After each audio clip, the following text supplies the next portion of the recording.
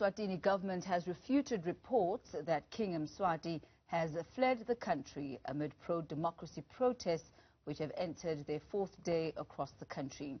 This is despite a ban on marching imposed by the kingdom's absolute monarch. Now, campaigners, who are mostly young people, began their protest on Friday and continued over the weekend, calling for political reforms. They also want to elect their own prime minister. Now, for the latest on the ground, I'm joined by Mr. Bheki Makhbu, who is a journalist and also editor of The Nation magazine. Mr. Bheki Makhbu, thank you for your time this afternoon.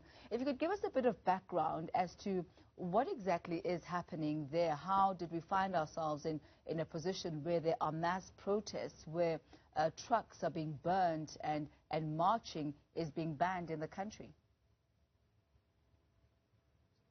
Well, the short end of the story is that there were, a group of MPs, about 3 of them actually, who inside Parliament, in an unprecedented move, started calling for reforms to the politics.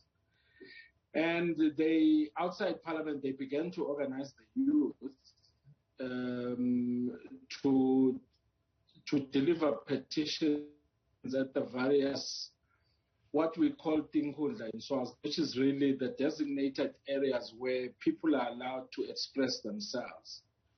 I think what went wrong was when Parliament met last week sometime, and the Speaker said the Tinkundla system does not allow for the delivery of petitions, which was a very stupid statement from him. It sort of lit up the fire, because once you close the Tinkundla centers as vehicles for speech, then you're shutting down the conversation between the governed and those who govern. So he left people with no choice but then to take to the streets to express themselves. It was a very irresponsible statement on his part. Mr. Makhbu, there are also reports of young protesters who allegedly marched, to Parliament because one of their teammates, one of the protesters, had allegedly been killed by a police officer. Is there any truth to that? What is the story regarding that allegation? Okay, things sort of conflated, if you like, because during all this, agitation for change, and as temperatures were rising, a young man died, a law student at the University of Swaziland. He was actually completing his law degree. He died while being chased by the police one Saturday night. And the fellow students at the university, claimed it was police brutality, and they began to demonstrate seeking justice for, his name was Thabani Ngubene. And so a hashtag began to circulate on social media calling for justice for Thabani, with questions of how did this young man die while being chased by police. And there were claims that because of the manner in which police treat people, there were allegations that the police had deliberately killed him. And so there was, with the political agitation, the 2 incidents sort of came into one, and it just grew from there, And so what is happening? And this is where we are now. And so what is happening on the ground now, Mr. Makhbu? What are we seeing? Has the unrest calmed down to some measure, or is this not the case? It's too early to say. I mean, I have to say this, that, from where I'm sitting, police have exercised great restraint, particularly given what had happened to that young man. I think they don't want to be seen to be, tough and beating up people and, arresting people. But what happened today was mainly they were in Baban, the capital. They were dispersing people and telling people to go home. They've sort of shut down the town. And today, all businesses are closed because there's been a lot of looting going on in the last 3 days in urban areas between Baban, the capital, and the next biggest town in Manzini. I'm told that in Manzini, it's still tense. People are burning tires on the roads, looting shops. It happened here in Baban, but it's calmer now this afternoon. But the problem is we haven't had anything from the country's leadership. So it's not clear where we're going. There seems to be confusion over, the sense I'm getting is that our leaders don't seem to be sure what to do with this problem that they have in their hands. There have also been reports that allegedly King Mswati had actually fled the kingdom. Are these true? Well, I can tell you two things. I've been a journalist of over 30 years, which is pretty much the time the king has been on the throne. And I can tell you that guy is not going to run away from anything right now. In fact, the situation in Swaziland is such that there's no reason for him to run away, really. There's no threat to him. He still has the police. He still has the army. They are his, and the situation hasn't. You see, the thing about the problems we are dealing with these last few days, it's not political protests in the traditional sense. It is people calling for change, a lot of looting. I'd say in my time, I've seen a situation worse than this. And there was supposed to be a press conference by the acting prime minister at 12 today. It's been postponed because apparently he's still consulting with the king on what to say. So, and my sources, and I've checked this, and the king has not left the country. I can't see how he could. And live who? He's got a huge family. He's got 15 wives, for Christ's sake, over 40 children.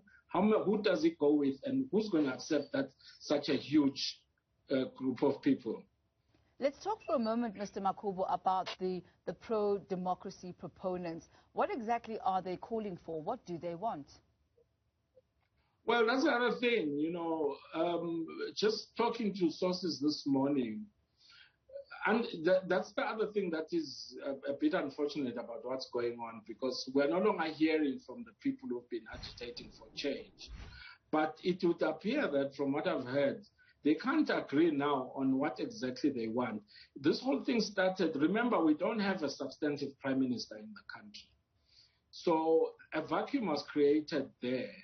And these MPs in parliament were saying, instead of the king appointing the prime minister at his discretion, he must be elected, and the nominees, he must choose from a certain number of nominees. That's what they were advocating for. But the pro-democracy forces have moved in to say, no, let's do more than that. Let's change the whole country. So now they seem not to agree on what exactly needs to happen going forward. So it's not clear. One thing I know is that today and yesterday, they are not there to sort of give direction on what they want protesters to do and, take the whole fight forward, as it were. Are you saying then, Mr. Makhbu, that the move and the call from the pro-democracy movement has moved to just wanting to appoint their own prime minister, to them now calling for an end to the monarchy? No. Understand that this whole thing was not started by the pro-democracy people. It was started by 3 MPs who wanted an election of a prime minister. The pro-democracy groups only joined them as the momentum was growing with the death of that young man, which sort of upset too many people, even people who are non-political, who started saying, how is this country governed if people are going to die easily like that? They then jumped in on the bandwagon, and I think now there's a push over who's in charge of this process between the pro-democracy people who are claiming this is what we've always wanted, and those who are sort of like with the members of parliament who are saying we have not reached, we are not asking for that to go that far in calling for changes. It's not clear yet. Yes. What then is the projected way forward, Mr. Makhbu? You have said it sounds like there's a bit of a stalemate with not much communication coming from government. What have you heard as far as the projected way ahead?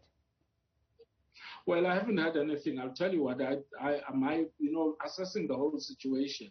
What we have in this country right now is a vacuum of leadership. You know, King Mswati in the last year, since we had COVID, has only appeared in public 3 times. That's not good for Swaziland because people, you know, there's this thing that the king must always be there. We need to know that he's there to feel secure.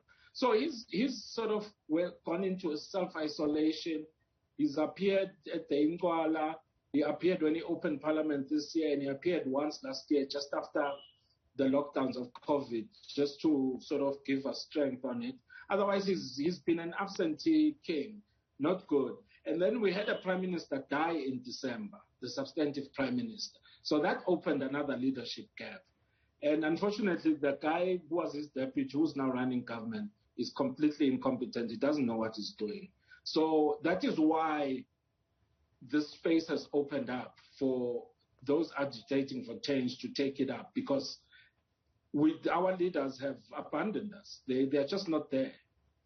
Mr. Bheki Makhbu, we'll leave it at that for this afternoon, but thank you for a very comprehensive breakdown of exactly what's happening in Eswatini. He says the looting, the burning of tires, and the shutting down of Mbabane and Manzili still very much in place, waiting for leadership and a direction and a way forward there. He is editor of The Nation magazine in Eswatini.